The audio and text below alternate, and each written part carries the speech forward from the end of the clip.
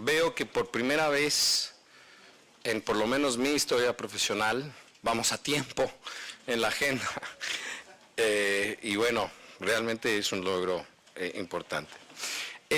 Quiero dar la bienvenida y el agradecimiento a los 3 panelistas que nos acompañan esta tarde. La doctora John Bondarev, de Blank Rome, el señor Bud Dar, vicepresidente de Asuntos Técnicos y Regulatorios de CLIA, de Cruise Line International Association, y René Coleman, que es el secretario general de la Asociación Internacional de Compañías de Dragado. El panel, que tiene como tema políticas públicas, legislación y regulación, aquí los 3 expertos tendrán una oportunidad de presentar diversas, como lo hicimos en el panel pasado, 3 perspectivas diferentes, una de la Asociación de Líneas de Crucero, otra de una empresa europea de dragado y finalmente de un despacho de abogados legales, hablando del mismo tema. Antes de darle la palabra a la doctora John Bondarev, quiero comunicarle a las delegaciones que extraoficialmente estamos esperando la nota, pero la delegación de San Vicente y las Granadinas, quien es el actual primer vicepresidente del Comité Ejecutivo de la CIP, ha también indicado su interés en postularse para una reelección de ese puesto, de esa vicepresidencia. Esperaremos la nota formal de la misión de San Vicente y las Granadinas, pero les anuncio extraoficialmente. Esto significa, para aquellos que tendrán que asistir mañana en la tarde y votar el viernes, que tenemos 2 países interesados en la presidencia, Argentina y Uruguay, 2 países interesados en la primera vicepresidencia, Barbados y San Vicente y las Granadinas, y 2 países interesados en la segunda vicepresidencia, Colombia y Paraguay. La votación será el viernes, será una votación secreta por papel en una urna, y bueno, ya veremos eso más adelante, pero se los comento por si tienen que checar con Capital o el país alguna resolución al respecto. En fin, without further ado, quiero presentar a la doctora John Bondarev de Blank Rome. John, if you do us a favor, thank you, and I'll sit here and then we'll trade. You have slides. Lee, can we get the slides for Dr. Bondarev? Oh, there we go. That's it. Thank you, sir. And you can just move that around. You can look at it there, and here's your clicker. I have my... Oh, and then you click with this one forward. Very good. And then they'll click the other. Gracias, Jorge, por invitarme hoy a hablar con ustedes. Hablé otra vez antes y es mi placer hablar otra vez hoy.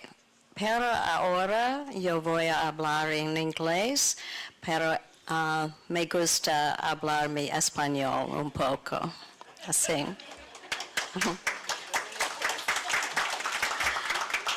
Yo necesito visitar los todos y entonces hablaré mucho más mejor. Eso es mi plan cuando yo no voy a trabajo algún día. That's right. Okay. Está bien. Yo soy una abogada con la firma Blank Rome. Es una firma de abogados. Tenemos, let's see, 500 abogados en Washington, D.C., en Philadelphia, en Nueva York, en Houston, y Los Ángeles, y Shanghai, y otros lugares que olvidé. Jorge, Senor Duran, asked me to speak to you about some success stories that I have been involved with in U.S. port developments. And I had to think about what those successes are. And it made me ask the question, does the United States have a national port policy?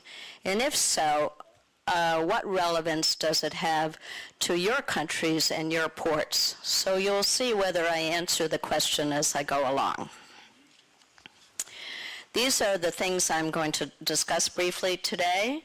Do we have a national port policy? If so, what is it? What is Congress doing to support that policy? What is the role of what we call strategic military ports in the United States? And what are examples of the kind of funding mechanisms, grants, contracts that we use to support our ports? And I will briefly discuss each one of these. The United States has, at last count, over 340 ports. Now that includes, that's quite a number.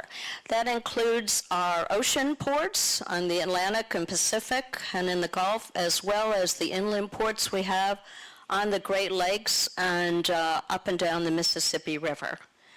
And what we find is we don't really discriminate between the ports. We have a port policy that pretty much treats all the ports alike, although the major ports tend to get the lion's share of the funding. One of the reasons we probably don't have a comprehensive port policy is because we don't have a single agency that really manages all the ports and port infrastructure in the United States. And I've listed here just a few examples of the many agencies that we have that relate to ports. So once again, I would say this is probably not the way you want to go to manage your ports. And if I were dictator for a day, I wouldn't want to go this way either. So we have the U.S. Coast Guard that regulates all the safety and security aspects of ports and infrastructure. Customs and Border Protection, of course, which manages trade and security and international port trade opportunities. The U.S. Maritime Administration that I was affiliated with at one point, and they have a port promotion policy. The Army Corps of Engineers is in charge of our port dredging and restoration program.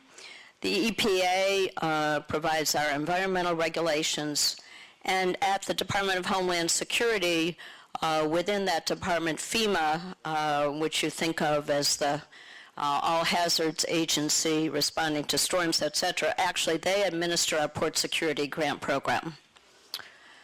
So it's hard to say that we have a single dedicated national port policy with all of these agencies who have a part to play in it. And you all can decide whether that's a good model or a bad model. Right now, what we have is we are in the middle of our fiscal year 2014. Every agency has its appropriation for this year, and they are in the process of awarding grants and contracts for port security, port infrastructure, port dredging, etc. And I'll mention some of those grant opportunities to you. We also finally, after several years without a dredging program, finally enacted this year a major piece of legislation to address dredging needs of our ports, and that's called the Water Resources and Reform Development Act, and the President just signed that law called WRDA into effect last week. The major goal of WRDA really is to make sure that our ports, particularly on the East Coast, are dredged to at least 50 feet to accommodate the newer post-Panamax vessels, and also to make sure that the taxes that are paid by cargo owners and shippers are dispensed in a fair manner to the ports, because what has happened in the past is those fees all go into a harbor maintenance trust fund, but some of that money has been used to offset our budget deficit and has not been spent on port infrastructure. As a result, we are lagging behind in maintaining our ports, dredging our ports, and keeping them fully operational. But this law is intended to change all that, and we'll see if it does.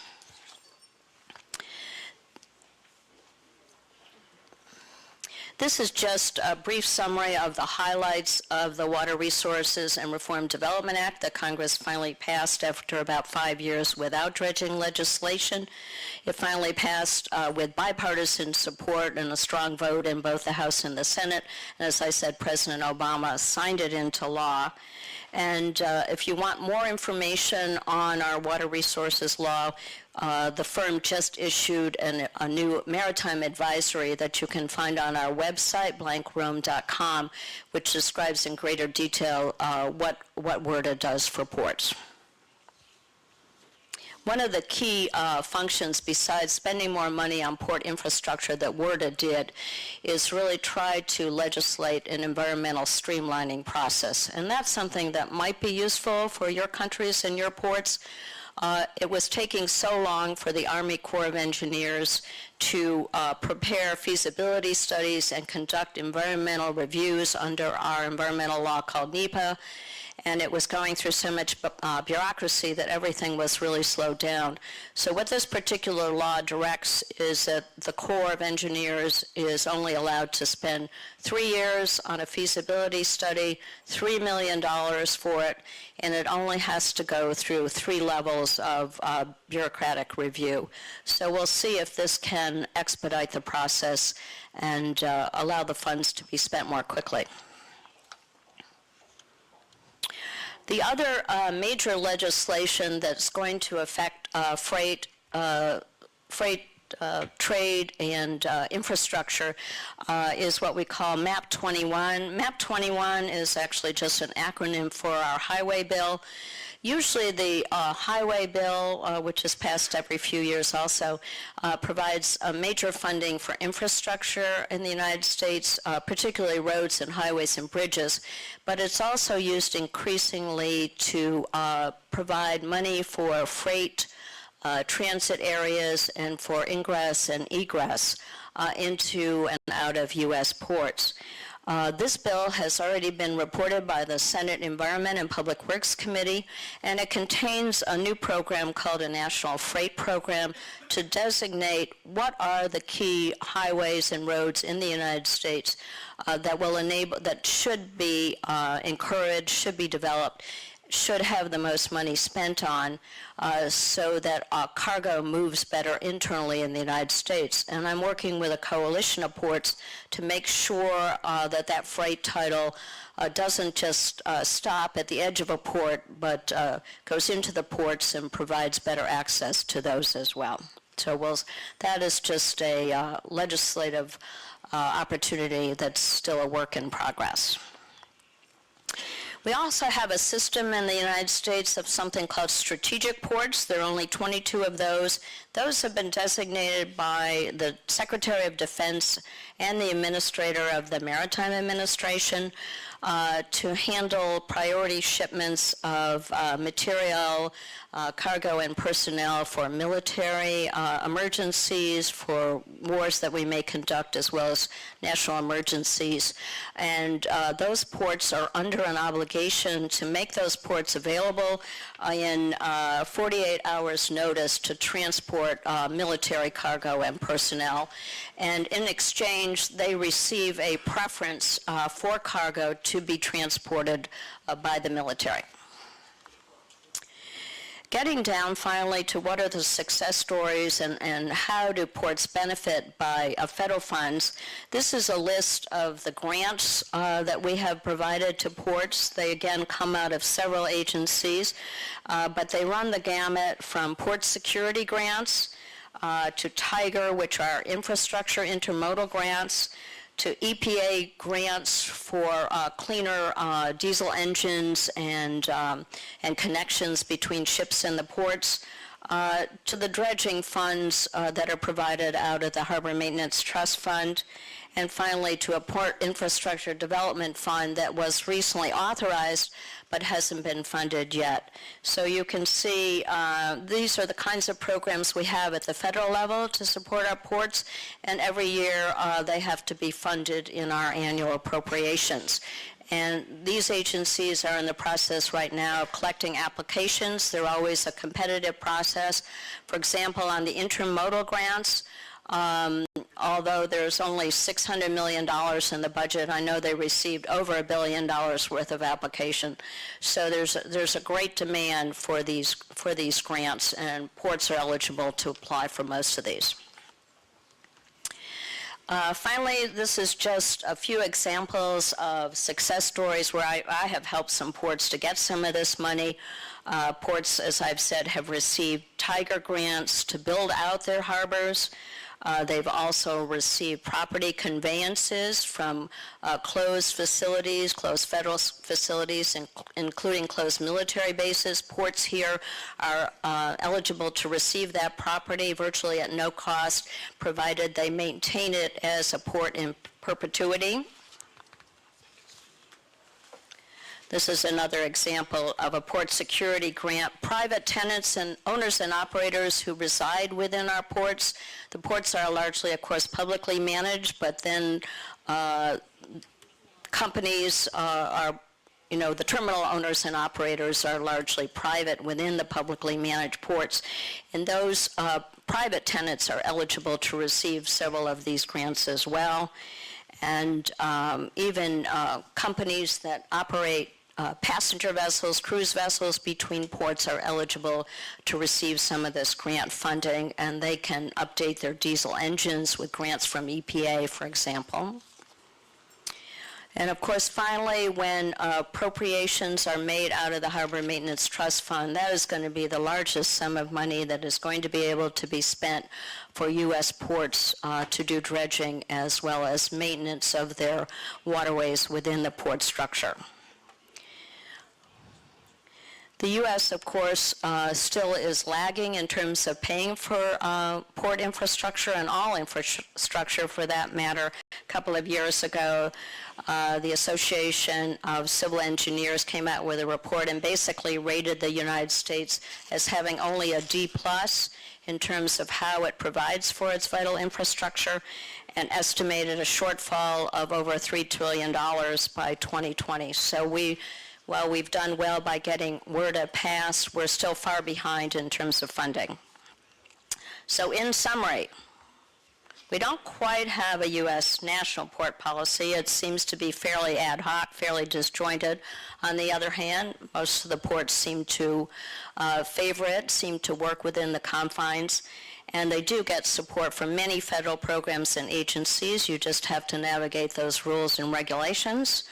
WRDA passage was a major accomplishment in this Congress particularly, and a step in the right direction to funding ports and allowing them to accommodate those larger ships.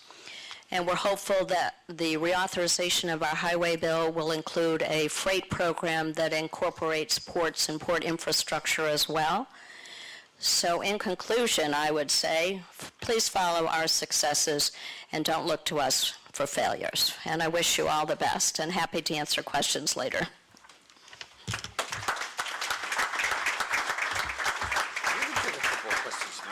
Right? Okay, sure. Delegation of Jamaica. Thank you very much. Dr. Jones, I'd just like to seek one clarification. You said that the Harbor Maintenance Fund is funded by taxpayers' money and also matching funds from the private public sector. What I want to know, would the ports themselves contribute towards the dredging program? Yes, actually, probably the preponderance of the fees, I'm sorry if I misspoke, comes from taxes that are levied on private shippers, private shipping companies, and owners, of cargo. So that's true. Although it's matched with federal appropriations, which is federal tax dollars, the money that's deposited in our trust fund does largely come from the private sector. So it's really a joint public-private partnership. Anybody else with questions? Yeah, Brazil. Thank you very much. Congratulations for the presentation. Very interesting and quite enlightening, some of the issues you raised. However, there is one little thing that I'd like to understand a little better. You mentioned the resources which are raised from the shipping lines, considering the dredging resources that President Obama has recently signed, meaning that before, the resources, from what I understood, they used to go to the Harbor Maintenance Trust Fund, and now they're going straight to the ports.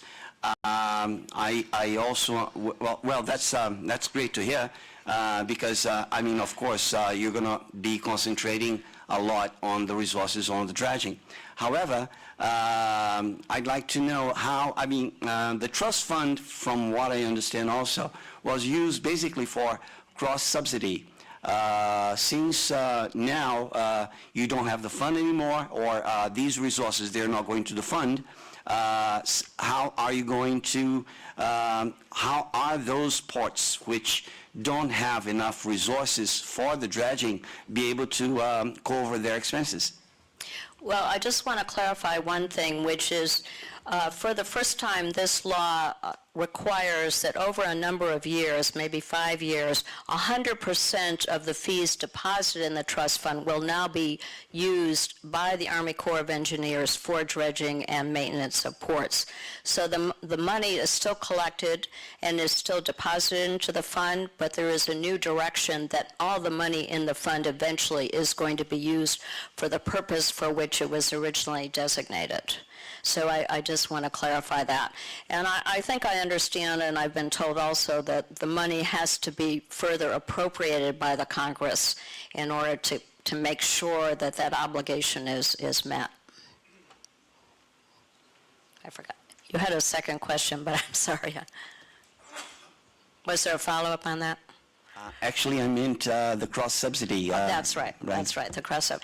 Yes, so the new requirement that 100% of the trust fund be spent on port dredging activities is supposed to make sure that the money in the fund is not used for other general tax purposes. So that is the idea. It is true that in the past, maybe about half of the fund was only used on port dredging, but now in time it's supposed to be 100%.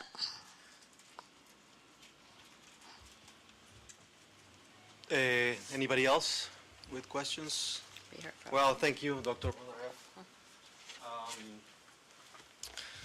Well, I have to apologize. Jorge had to leave. He's coordinating. Maybe there will be the presence of the Secretary General in the award ceremony, so he's trying to coordinate with his team. Now we have in the panel Charles Bodar. He's a Senior Vice President of Technical and Regulatory Affairs of the nonprofit Cruise Line International Association, CLIA.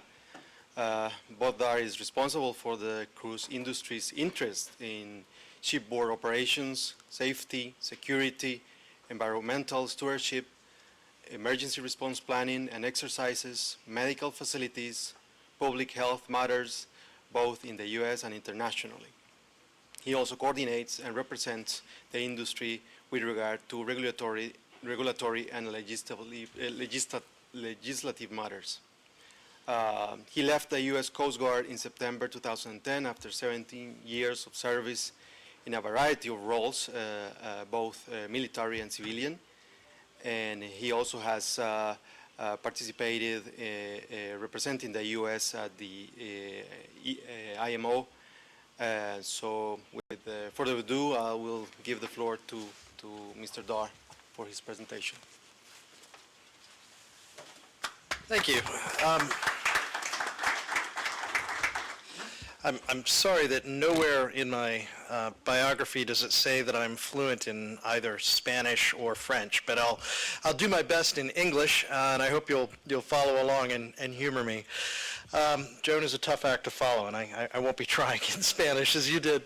But let's talk about something that can be very fun. Let's talk about the cruise industry. It is a fabulous industry to work with in those communities where we've built in itineraries. It brings the potential for tremendous prosperity because our industry brings consumers to the marketplace, and that's what they do. We bring people to a country or a destination who want to spend money. They're on vacation, they're on holiday, and it's been a very successful business model.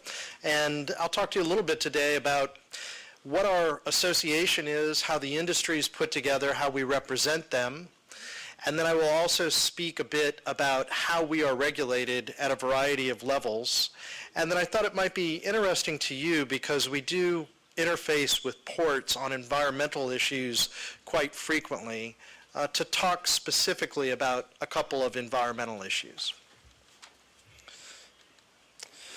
So our organization, the Cruise Lines International Association, has recently changed a great deal. There were around the world maybe 15, 16 different organizations that represented the cruise industry.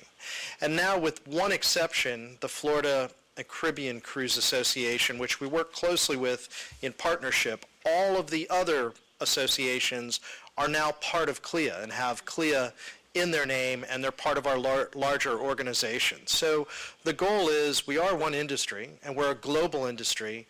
We should have one consistent voice and one consistent way of trying to represent the industry overall. I've had the opportunity to visit many of your countries, and I can see why the Caribbean region, the Latin American region, and deeper into South America becomes very attractive to guests, and why they continue to want to go there. And I'll show you some data on that as we go forward. I mentioned that we are a global association, and in doing that, this is not a complete picture. There actually are a couple of other small offices, but this is where we have offices established now around the world in our new organization. About 65 full-time employees, I would say, worldwide, and a wide range of tasks that we carry out for the industry.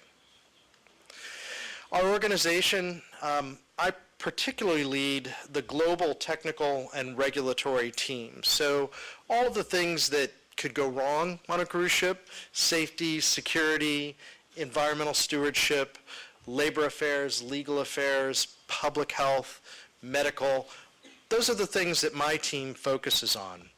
And we focus on it not only from an external perspective, where we work with governments and work with other organizations, but also from an internal level, where we help our members come to unified positions on policy issues and think through solutions to difficult challenges that we might face.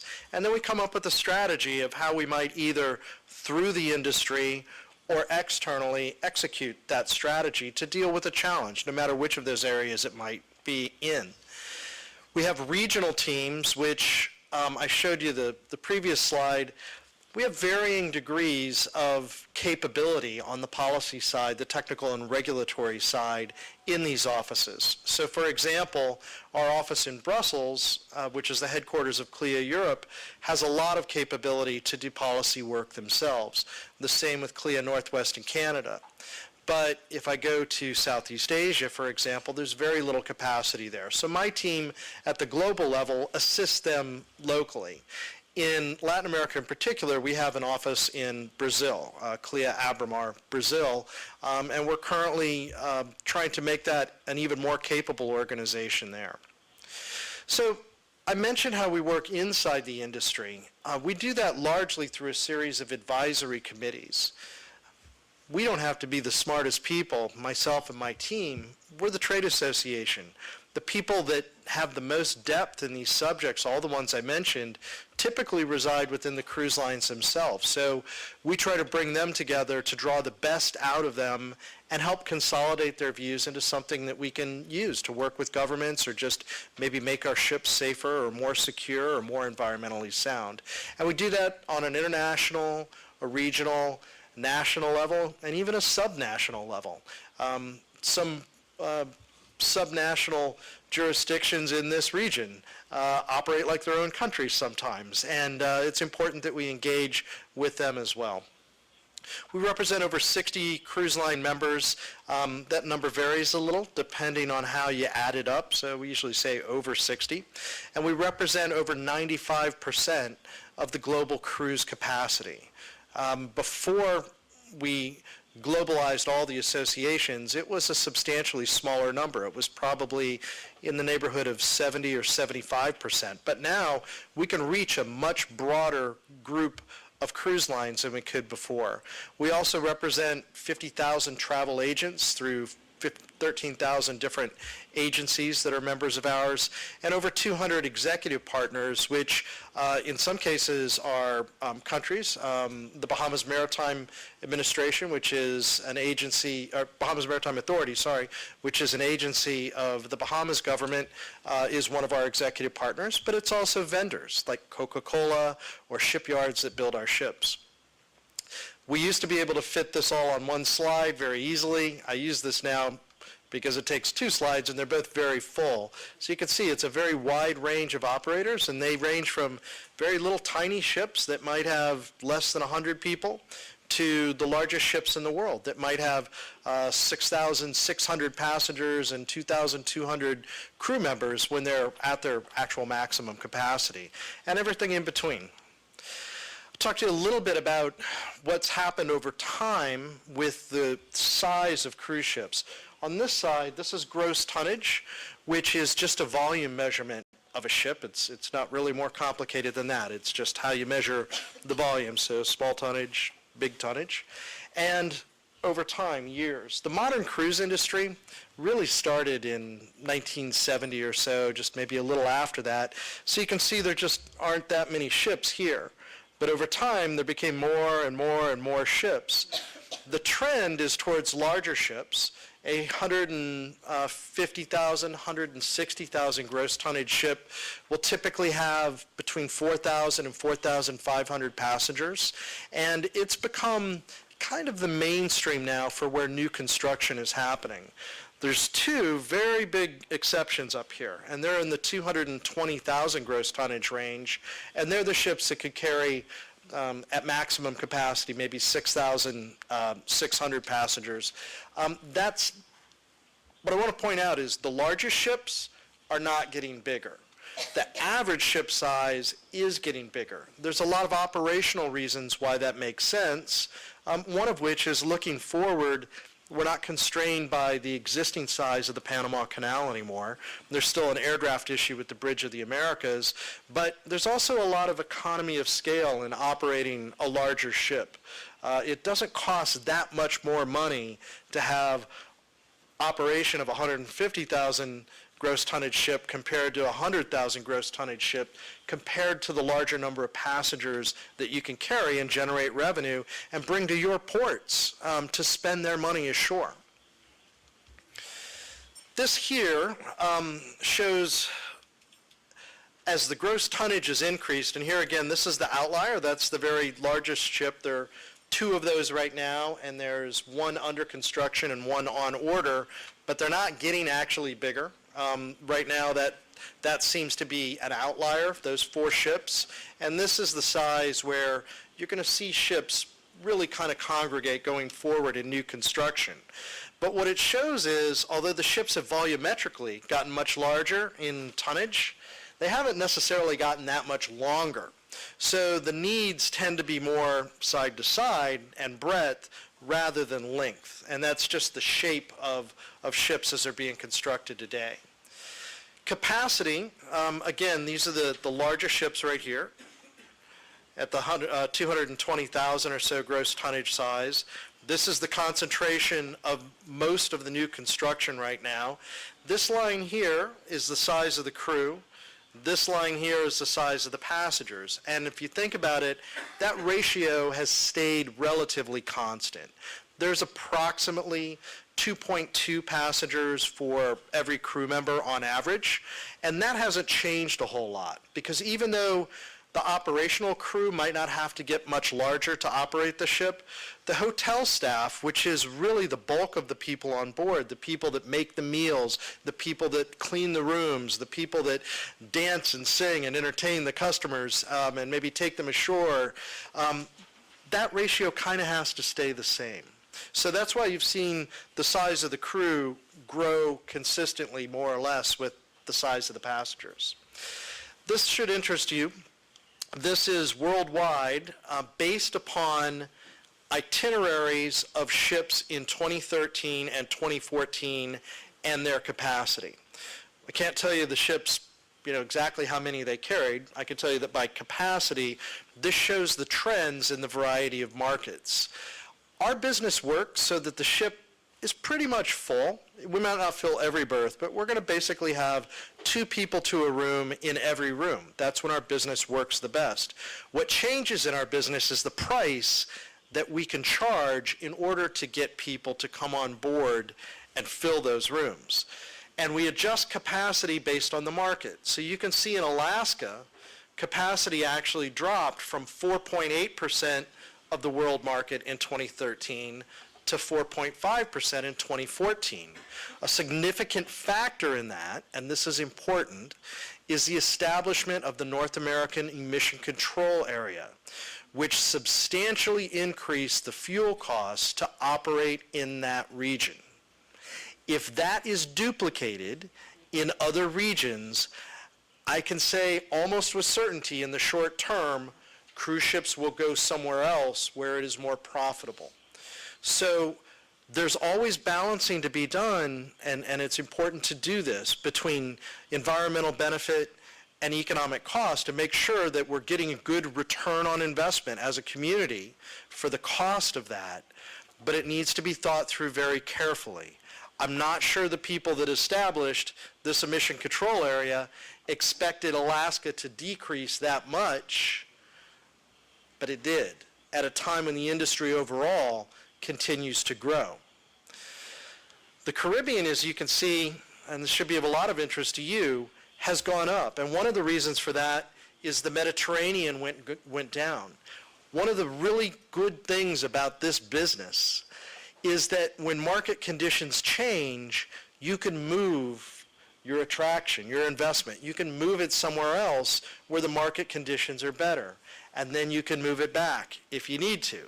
So if fuel cost becomes very, very expensive here, well, I could move over here where it's not as expensive, or here where it's not as expensive. If the conditions to operate in a port from a policy or regulatory perspective or cost perspective becomes unsustainable, the ships will move. They will move to a better business environment. On the contrary, those that make it easy to be there get more ships. In the Caribbean, you've seen a significant migration back from the Mediterranean to the Caribbean trade. And the reason for that is that the economy has been weak in Europe and it really didn't recover the way that they'd hoped it would. And aviation prices, air prices, have gone up. So to take North American customers, for example, and fly them to Europe, when you add all that up, it's not that much of a value anymore to do it. So ships have redeployed back in the Caribbean. I think that trend's going to continue a little bit. You can see Brazil is down a little bit. That's proven to be a bit of a challenging market. Here's a large part of the future, a 31.6% increase in capacity right there. That trend is going to continue. There were 2 major announcements in the last 6 weeks or so of redeployments in that region. You need a couple of things. You need to have the ability to attract guests. They want to go because it's an interesting place. And you have to have a business environment that makes sense. In the case of this region, both are true. It's an interesting place to go, and the source market is also very good. Australia also continues to grow at a very substantial pace. Let's see, I think my battery is dead. Does somebody have the computer that they can advance the slide?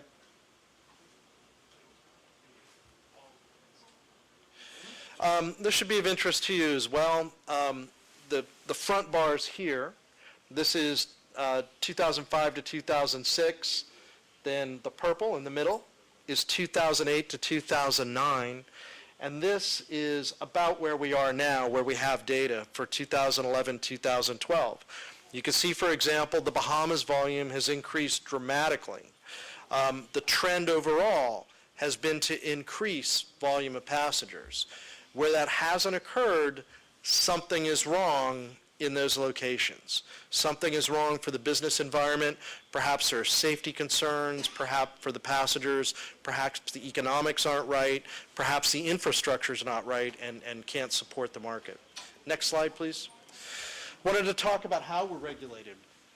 At the international level, my team represents the cruise industry mostly at the International Maritime Organization, but also at the International Labor Organization, when required at the World Health Organization, and we do so working together with governments in consultative status that we have there. On the regional level, that could be Europe, it could be a variety of other places such as Asia Pacific, where they have port-state control coordination there with regard to how they enforce regulations.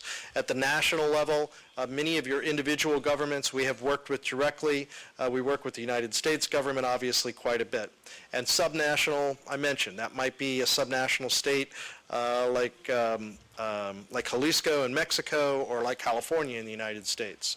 We engage at all of those levels on behalf of our members, and it's important to do that because ideas that start at the national and local level grow to become regional issues and international levels, international issues. They don't always come from the top down. So it's very important at every step of the way that we engage with you, both one-on-one and collectively. Next slide, please. This slide maybe is a little busy to read, but I like it because it breaks down the various waste streams. I said I'd talk a little bit about the environment. Gray water is basically showers, sinks, not sewage, so wastewater that's not sewage. Black water is sewage.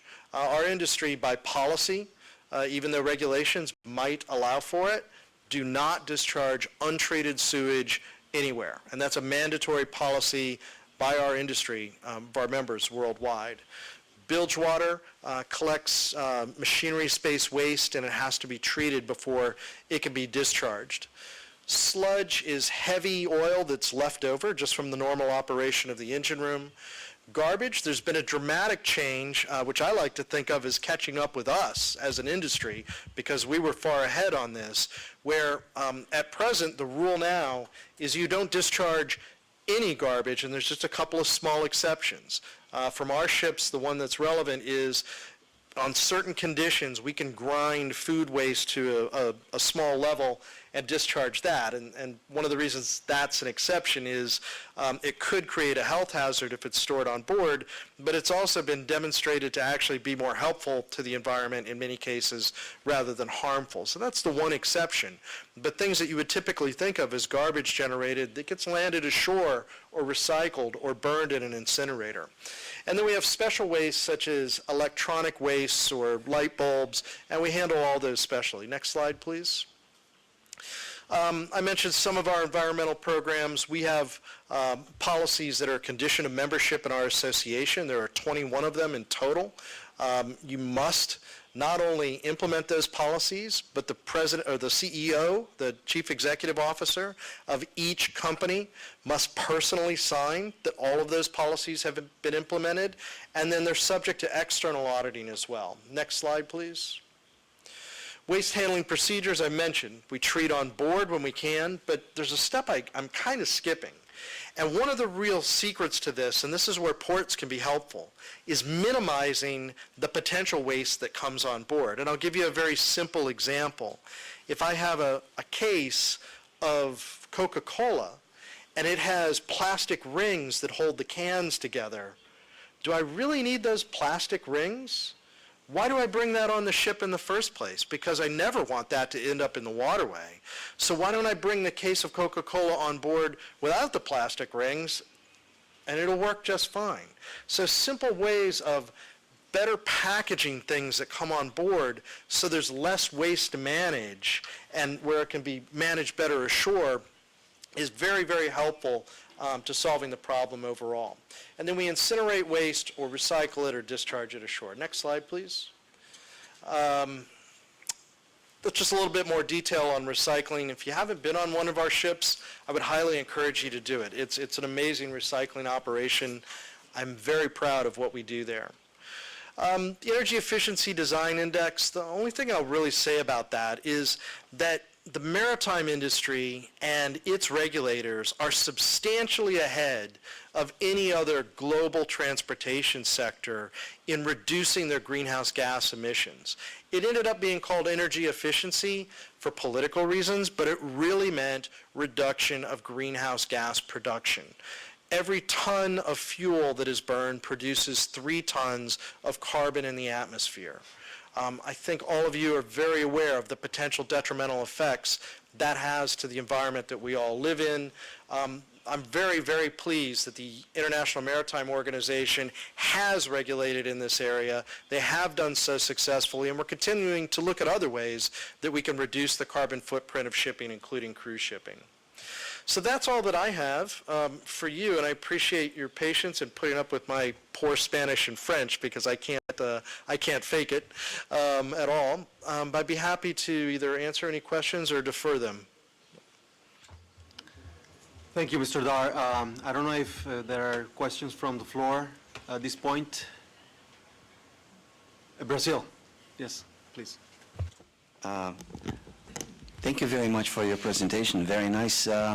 I'd like just to hear a little bit your comments on the decrease of the market for South America that you mentioned there.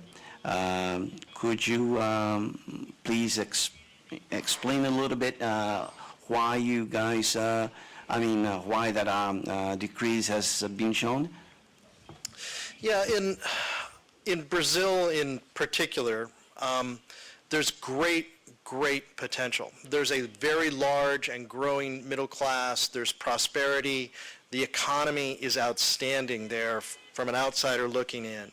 So it's very attractive as a market to source passengers and trade there.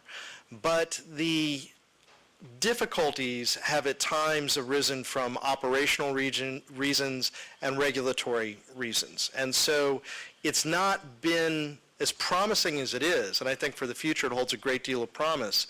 It's not been as successful as many in our industry had hoped. And that comes through issues such as visas for crew members, application of the public health and sanitation laws, certain other regulatory actions typically taken at the local level. At the federal level, I think they've been much more facilitative.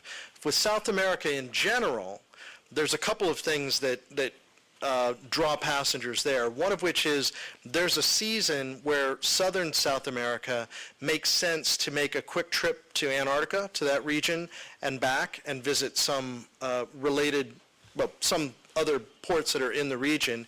And also when ships redeploy from, say, Alaska to the Caribbean, some of them may choose, rather than to go through the Panama Canal, either for size or just to make it an interesting itinerary, to go down the western coast of South America and then back up the eastern coast. So in the long term, I think there's a lot of reason for optimism. But in the shorter term, in certain countries in South America, there's work to do with making it a business environment that's actually sustainable. Thank you. Are there any other questions from the floor? If not, we'll introduce the next speaker. Or do you want to do the honors? Thank you, bud. Thank you very, very much. I'll give you a hand of applause. All right. Thank you, Ernesto, very much for sitting in. And I'm very sorry that I missed your presentation, Bud, because I know for a fact that there are many things that we can learn, and I've been exposed to CLIA before, and I have been on the recycling end of that, and I was particularly impressed by the fact that there's one guy on the ship whose job is to get the lime out of the Corona bottles. That's his job, so that they can crush the, no, I'm not kidding you, no, I'm not kidding. And then they crush that bottle into the clear glass, and then they put the lime in the organics. And his job is to do that. So this is how serious these people are. Anyway, thank you again. Before I introduce the last speaker for this panel, who I dare to call a friend as well, and he must be very happy because his team beat Australia 3-2 earlier today. So that rests easy. I'm told Chile is up 2-0 against Spain in the current match, if anybody, the Chilean delegate is of course very happy about that. And before I introduce Rene, if I may, I'm going to make a couple of announcements. First of all, I am happy to inform everyone in this room that the Secretary General of the OAS, Dr. Jose Miguel Insulza, has confirmed his attendance at 5 p.m. this afternoon in order to present the awards. This is important because it's a show of support of the Secretary General to the workings of the committee and to the award in particular. The fact that he's Chilean and Chile won probably has nothing to do with it. But in any case, so what we're going to do, Rene, if it's all right, we'll do the session and then we'll take a short break.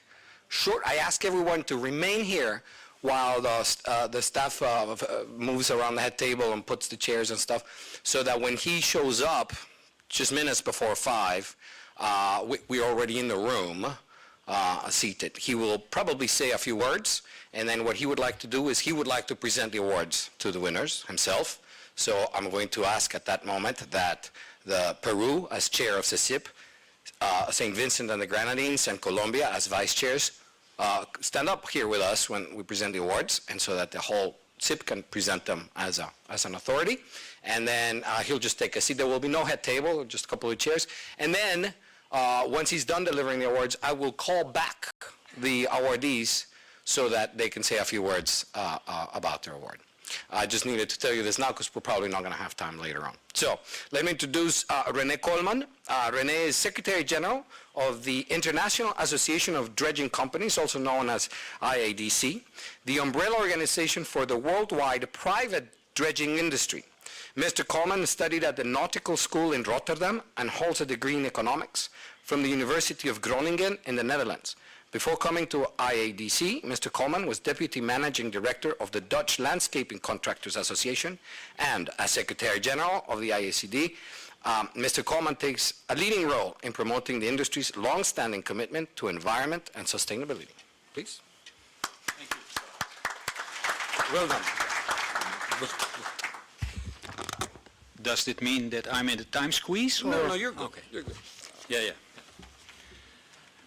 Your pronunciation of the Dutch word Groningen, it was very good, very good.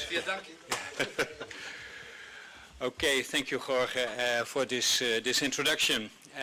Ladies and gentlemen, in front of you is a very happy man. As being an associate member for, I believe, 1 year now, it's my first time to address some issues to you. And of course also the end result of the Dutch teams make me very happy. Let me start by simply saying, you may not know what you don't know. Think about it. And that's much more than you can imagine. Even when it concerns knowledge which is relevant to your daily business. And that's exactly the reason why you should contact your contractor very early on. But first let me start with a brief introduction of IADC. Privately owned dredging companies, only 10 members, worldwide working and having at least 25 million of seagoing equipment. We gather the world market leaders, 2 from the Netherlands, Boskalis and Van Oort, probably you know them, and 2 from Belgium, Deme and Jan de Nul. Next to them, they're joined by 2 Japanese companies, Penta Ocean and Toa Corporation, 1 from South Korea, Hyundai Dredging, 2 from the Middle East, National Marine Dredging Company and Gulf Cobra, and finally a Danish company, over here you see the names of the companies, and finally Rode Nielsen from Denmark. You see one name below the circle, that's the name of an observer. It's the Chinese construction and communication company. As they are a state-owned company, they can't become a full member of IADC. But now you know what we are, what do? We are a PR and communication association. And our main aim is to inform the outside world what dredging is all about. And we do that in different ways. We do that by informing. For instance, this magazine Terra et Aqua, you can have a free subscription on the website of IADC. You see a part of the address on the slide. It's the only near scientific magazine. But that's not the only thing. We also, because dredging is commonly very unknown, we published this Dredging for Development. This is an English booklet in 80 pages and tells you the basis of dredging. And as we want to improve, we recently published on our website the Spanish version of this book. And we will continue with improvement because our website, English at the moment, will be completely in Spanish, Portuguese and French somewhere in the course of this year. That's about informing. Educating, we do it also. We organize a dredging seminar, a one-week seminar. We recently did it twice in Brazil. Very well attended, but we do it worldwide, also in Singapore and in the Netherlands. Promoting, doing speeches like this, writing articles in magazines, all dredging-related articles. One of our aims is to have an article in Economist or some magazines like that, but still some work to be done. And being present with networking in meetings like this, being an associated member of the Organization of American States, and IDC is intending to be an active member, as we are an active member of PIANC, but also of the International Association of Ports and Harbors. What we also do, we strive for a level playing field. We think that a level playing field and open markets will encourage innovation and new developments within the dredging industry.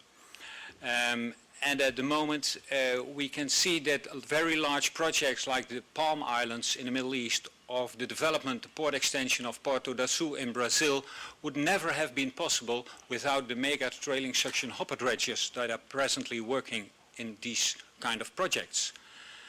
And we think that can only be developed by having open markets because they encourage innovation. To prove this, the Western European or the IADC members in the last 10 years built 105 very large pieces of equipment, suction hopper dredgers, but also cutter suction dredgers. Compared to the Americas, they only built 14 new pieces of equipment. So nearly a factor 9 to 10 more within the IADC members. And these new pieces of equipment, they deliver you a more efficient process, more accuracy in the project. What do you think of pollution? Less emission on carbon dioxide, and also a reduction of costs in your project. And to give you an example of this, one of my members tried to to build the berm in front of the port of New Orleans after Katrina. They made a plan, built tested models for that. It was a perfect plan. The plan was accepted. They also tried to get a waiver, but unfortunately the waiver was denied. So the result was that one of the US companies built this berm in front of New Orleans. But they only delivered for the same lump sum of money only 20% of the material offered by one of IADC members. And to my humble opinion, you hardly can call that an efficient way of working. So innovation delivers you cost reduction. That brings me to my presentation, why you should contact your contractor early on. Because, to get back to my first statement, you don't know what you don't know. Contractors have a lot of information available on, of course, on their equipment, but as it's their daily bread and butter to deal with complex projects, they are well equipped to deal with the complex projects who have presently to be made, certainly after the recovery from the credit crunch. A lot of complex projects have to be built in the Americas. And to cope with this complexity, you need a lot of information. And information and risk is negatively correlated. If you're better informed, you have to face less risk into your project. And less risk, as contractors prices risks, you will have a lower price for your project. And that is exactly the reason why you should bring in your contractor in your project, because he has a lot of knowledge that can reduce the risk into your project. I will give some scientific considerations on this statement, and finally we'll deal with a project that embraced early contractor involvement. That's an LNG project in Darwin, Australia. In the present projects, the client has a need and he steps to a consultant, and the consultant sets up a set of requirements and specifications, and with that he goes to the market, and normally one of the contractors wins the contract, and very often that's the contractor with the lowest price, because apparently maybe he has the lowest price or risk perception of this project. But dealing with a project in this way, you leave out all other kind of elements that can make the value of your project. What to think about sustainability, what to think about the impact on the environment, on stakeholders, on public in general. When you bring this into your procurement process, you are dealing with the economically most favorable offer. But this progress in the procurement process makes it still very hard for a contractor to distinguish himself from other contractors by coming up with innovative ideas, being creative in solutions, etc. And when you bring them on board and you embrace early contractor involvement, you get the concept of best value procurement. And we think that's favorable for you as representatives of our clients, or maybe even our clients. We think that's beneficial for you. A price-based tender will result in minimization of the risk of the client. A best value-based tender will minimize the risk of the contractor. And that's beneficial for the overall result of your project. The traditional procurement process has its shortcomings, but so has the traditional project management that can also be improved. Professor Kashiwagi from the State University of Arizona characterizes the project management of the traditional process as less effective. The delivery of services is by use of a contract and specifications developed by a client and his professional representative. In fact, the buyer becomes into the position of an expert instead of the expert contractor, and is even directing the expert contractor. According to Kashiwagi, the traditional process has several negative results. There is a clear focus on the lowest price.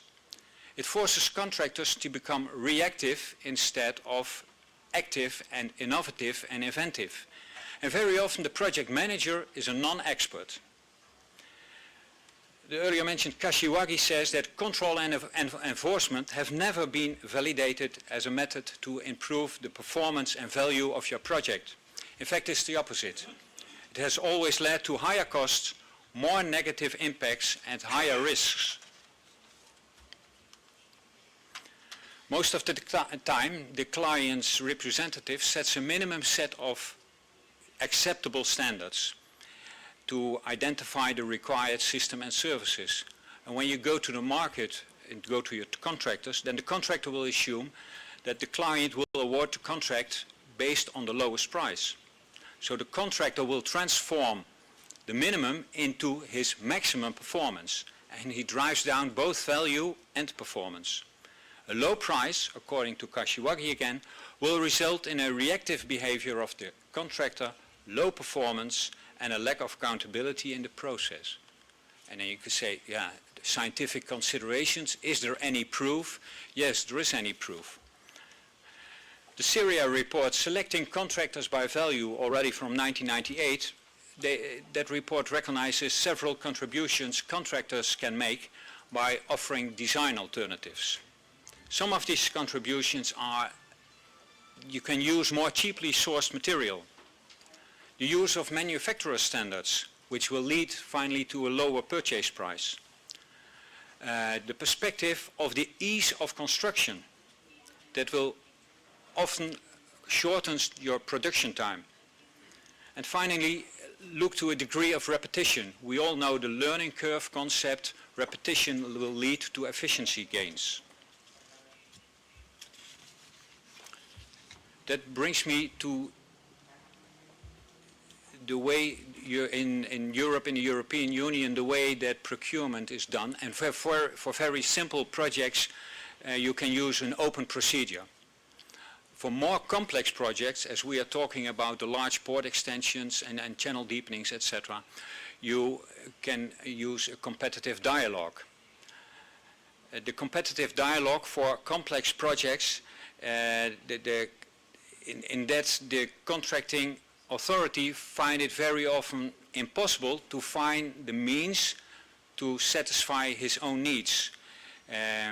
It can also be used when it's for him impossible to assess the technical way, financial way to deal with the project, or all kind of legal solutions. The competitive dialogue makes it possible to bring in your contractor early on and to take advantage of his innovative ideas. And of course it's very challenging because there still must remain a certain level of competition. When selecting your partner, the client, you have to comply with a complete transparency of all activities in your selection process. You have to treat all potential contractors in an equal way. You can't be more in favor of one compared to another before you have made your final decision who to work with. All discussions and communications have to be verifiable, and favorably, they have to put in writing in fixed formats. And once you, one of the challenges to try to find the partner, in that process you have to prevent of bringing solutions from different contractors together and make the best of all these things, because then you're going to shop within the contractors, and that's not a fair competition. You must conduct parallel discussions with every contractor, and you have to prevent from cherry picking. You as a client should focus, you as representative of our clients, you should focus on the project outcome. All kind of technical details, leave that to the experts present in the contractors team who are well represented in the overall project team. You have to focus on an open and honest communication. And that makes it possible to discuss risks in all openness. And with that, a risk-reward balance will align all the interest of all the parties involved in your project. But you have to bring in very knowledgeable participants from the client side in your project, because they have to be able to challenge the participants of the contractor. And a full focus and dedication of all participants will lead in a positive ambience and definitely for a positive result of the project.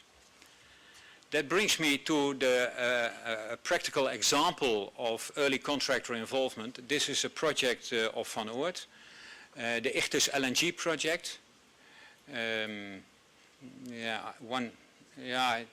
Probably not working. It's showing. Okay. It's a PDF. Then you, okay, never mind. They have to build, here you see. They have to make a 900 kilometers pipeline from an LNG spot to the Darwin harbor as a landing facility. And then over here you see this is, no, it was okay already. Over here you have the landing facility. Then there is a berthing area and a channel to a very shallow area with very hard concrete. And as you probably know, environmental restrictions in Australia are very tough. Van Oort was brought in as a contractor one of the two potential contractors was brought in as a consultant to select the best way for dredging this project, also for placing the dredged material at the outside location. That's behind the. Over here you have a disposal area. You see here the disposal area, sorry, and over here is Darwin. And now it doesn't work anymore, the pointer? No. But as long as I can forward my slides, then it's okay. The two contractors, they had to come up with proposals how to do the project, which equipment would be we brought into the project, how to take care of environmental considerations, how to cope with all environmental restrictions. And for that, they made use of this PIANC report. PIANC mentioned already before. The PIANC representative of the US will do his own presentation, so I don't make any promotion for you. But this report dealing with management practices was the basis for the selection process of the best way to execute the project. And Van Oort tried to, I will deal with the 5 minutes. They came up with several ways to, no, next slide please. Yeah, this is the PIANC 100 already, next one again. Yeah, they came up with 4 potential solutions to deal with all the work to be done. Different types of equipment on different parts of the project. A backhoe dredger, that's a very large piece of equipment, but a stationary piece of equipment. The trailing suction hopper dredger that can sail as a vacuum cleaner all over the seabed, and a cutter suction dredger that's more or less a drilling machine and also stationary. They looked for every execution method was had 2 options, 2 scenarios to balance the way of working and the management of all the environmental conditions. In the PIANC report, there is an evaluation of the effectiveness of all these management practices, and when there is a uniform effectiveness on the pieces of equipment, for all pieces of equipment, then that was a part. And when the second scenario that dealt with an extensive range of management practice, the uniform and the varying effectiveness on equipment options. Next slide. You see over here, now it's on both pages the same. You see over here the result of the valuation of the management practices. This was apparently the best one. And it resulted that the SP1, the orange part, the material offloading facility, was completed by dredging by a backhoe. All the loose material in the channel, this part, the pink part, was dredged by a trailing suction hopper dredger that sailed away to the disposal area. All the remaining parts were dredged by a cutter suction dredger. That material was pumped into the trailing suction hopper dredger again, who had to sail to the disposal area, and all the material was placed and disposed by bottom doors. With this solution, they managed the process very well. There were no excesses of environmental restrictions, and within this year the project will be completed, and in March 75% was completed to satisfaction of client and contractors. Next slide, please. That brings me to the conclusions. Bringing in your contractor you have very knowledgeable experts in your project. The way they can work is very cost effective. They work in a very environmentally sound way, and there is an efficient mean of all operations.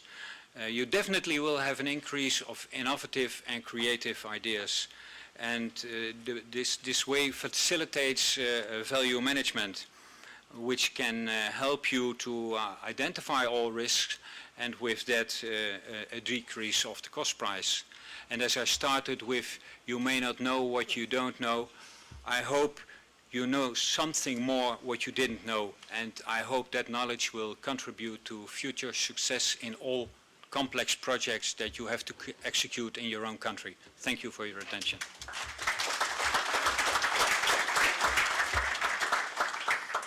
Please. Yeah. So that we can, thank you, Rene.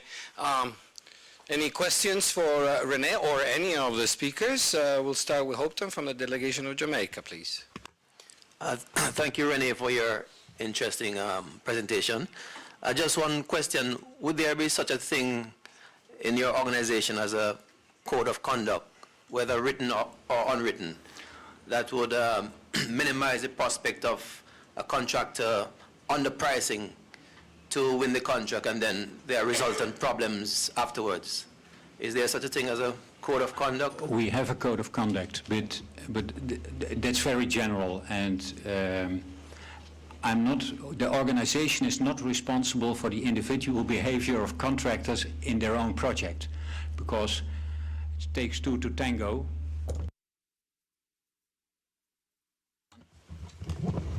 It takes two to tango, and with discussions, etc. in a project, you have to deal with both parties.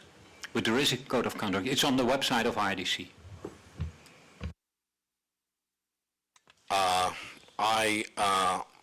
Thank you once again. I'd like to, before ending this panel and giving everybody a round of applause, tell you that in April of this year, the Secretariat of the CIP and the Vice Ministry for Waterways and Transportation of Argentina organized the first hemispheric convention in dredging and buoying in Buenos Aires.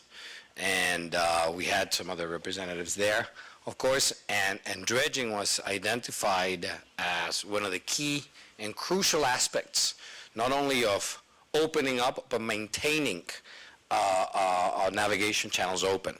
So it is without a doubt that dredging is an essential component of this. And then several ideas were put forth to reduce costs, to see if several ports could get together and make a sort of like a regional bid. Because of course, Rene has to sense the dredge all the way from Rotterdam or wherever it is to Venezuela or Colombia or wherever. And of course, they're going to charge you that. But if, and I'm use Venezuela and Colombia as an example, but if those two countries get together, then the trajectory from Rotterdam to the Caribbean is shared amongst the two. And you get economies of scale on this. And so this is something that came out of that dredging conference, where countries need to come together to approach contractors and then get economies of scale by reducing those common costs, which are there. So anyway, thank you very much. Round of applause. Oh, yes. Please go ahead. I will do a presentation on Friday on environmental issues, and there were some people that approached me because they are not present Friday. I will talk about building with nature, a concept that's getting more and more acceptance, and it's the same as engineering with nature or working with nature from P. Young is more or less all the same. But I brought booklets with me, one in English but also one in Spanish, that is dealing with research projects into this concept. And I think it's very advisable to take one with you, an English and a Spanish, if you will. I brought 4 boxes in total with me, so there's a copy for everybody in both languages. So those who are not present on Friday, please take a copy with you. Thank you. Wish you well, Rene. Thank you very much. Again, before giving the word to to the delegation of Peru as chair of CIP. I'd like to remind you that the Secretary General should be arriving in about 10 minutes at the most. And so while they move around the table, I would beseech you to either just stay around here or just stay in the room so that we can begin right away. Samuel, please. Muchas gracias, Jorge. Brevemente, simplemente para agradecer a nombre de la CIP, así como también a nombre de todos los participantes el día de hoy, las extraordinarias exposiciones que hemos recibido a lo largo del día, especialmente en esta tarde, en los dos paneles, en la seguridad portuaria, políticas públicas, legislación y regulación. Y bueno, señalar también, resaltar que este foro de experiencias exitosas se enmarca dentro de lo que los países miembros de la CIP hemos acordado y que hemos plasmado en la Declaración de Cartagena, específicamente en el punto 4, en donde señalamos que nos comprometemos a intercambiar experiencias para fortalecer las capacidades de los países en la aplicación de normas y convenios internacionales, sobre todo en temas como protección del medio ambiente, economía, seguridad físico, sanitaria y competitividad. Bueno, señalar que este foro continúa mañana hasta el mediodía y tenemos, pues, esperamos con bastante expectativa los dos paneles que tenemos para mañana, que es sobre turismo, puertos interiores y vías fluviales, así como responsabilidad social empresarial y la mujer en el ámbito portuario. Muchas gracias.